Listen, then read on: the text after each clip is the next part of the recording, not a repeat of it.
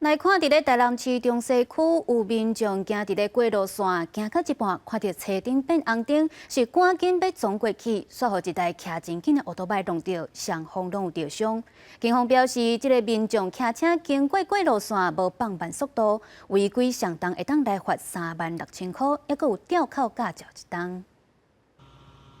13号暗时，台南市乐湖行人野线行伫行川线，行到一半，号志顶转弯，行人赶紧行过去，煞互高速骑过来奥多摆弄着。昨个暗，因为落雨啊，一个行人对遮过啊，半走半行啊，伊个奥多摆过来，当啊弄去啊，这不是嘛咧弄。这时等于现场拄啊好附近居民讲有看到这件事故，伊讲这个路口常常发生代志，进前曾过红合作小绿人的动画式行人专用号志，毋过后续红已读，就常常互行人因为无都知影市顶的秒数，毋知要安怎。违反道路交通条例，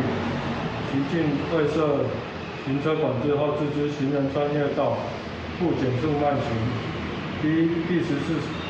条第4项，